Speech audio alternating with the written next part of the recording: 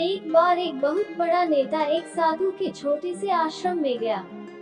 वो साधु के बारे में बहुत सुना था तो उसके मन में आया कि मैं एक बार जा करके देखता हूँ कि लोग उसकी इतनी तारीफ क्यों करते हैं। जब वो उस आश्रम में गया तो वहाँ पर एक छोटा सा कमरा था जहाँ पर एक कालीन बिछा हुआ था। वहाँ पर कुछ लोग नीचे बैठे हुए थे और साधु जी सामने बैठे हुए थे। कुछ सवाल जवाब चल रहा था।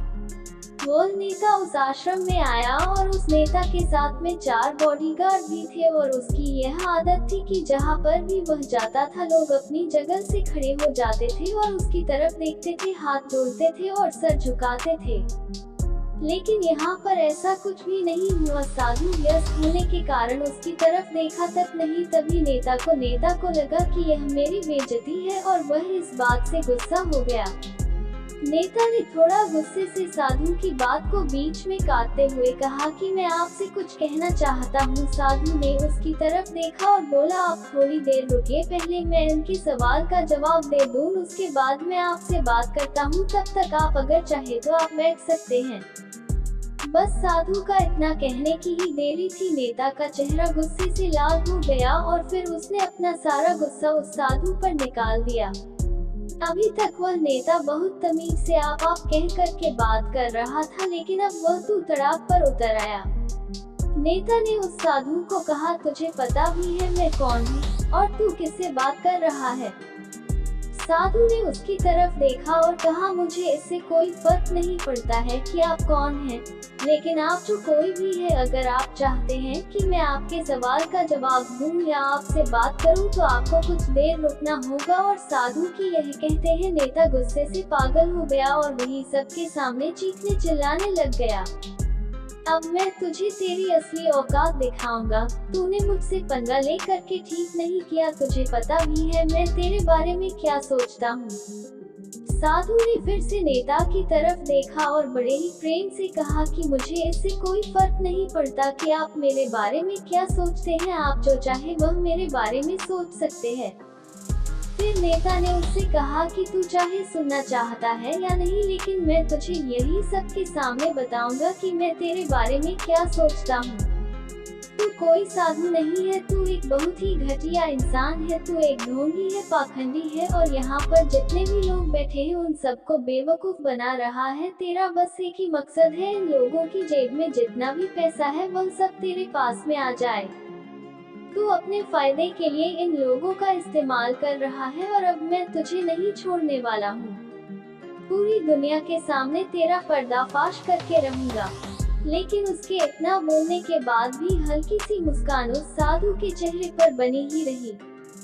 यह देखकर वह और भी तिलमिला गया और उसने कहा, अब बहुत हो गया, अब मैं यहाँ 1 मिनट भी नहीं रुकने वाला, लेकिन अभी भी तेरे पास मौका है। अगर मुझसे माफी मांगनी है या मुझसे कुछ कहना है तो कह सकते हो।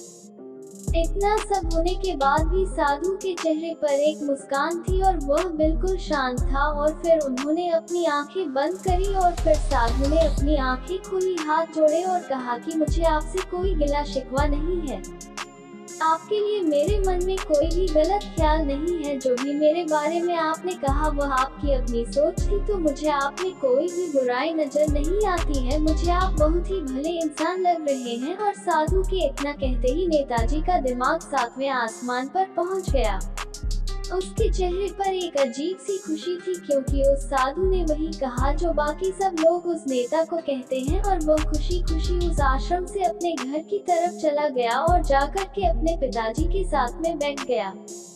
उसके पिताजी ध्यान में थे। उन्होंने पूरी जिंदगी सिर्फ लोगों की सेवा करी और बदले में कुछ भी उम्मीद नहीं किया। तो थोड़ी देर बाद जब उन्होंने अपनी आंखें खोली और देखा अपने बेटे को अपने साथ बैठे हुए, तो उनके बेटे के चेहरे पर आज एक अजीब सी खुशी थी जो आज से पहले उन्होंने कभी नहीं देखी थी। फिर उसने एक एक करके सब कुछ बताया कि आज क्या हुआ, किस तरह से वह आश्रम गया और वहाँ पर क्या हुआ, उसने क्या कहा और साधु जी ने क्या कहा। जब उसके पिताजी ने पूरी बात सुनी तो थोड़ा सा मुस्कुराए और अपने बेटे को देख करके बोले कि उन्होंने तुम्हारी तारीफ नहीं करी, क्योंकि उन्होंने वह नहीं कहा कि जो तुम हो, उन्होंने वह कहा कि जो वह खुद है, और तुमने जो भी कुछ उनको कहा वो नहीं कहा कि जो वो है, बल्कि तुमने वह कहा जो तुम खुद हो।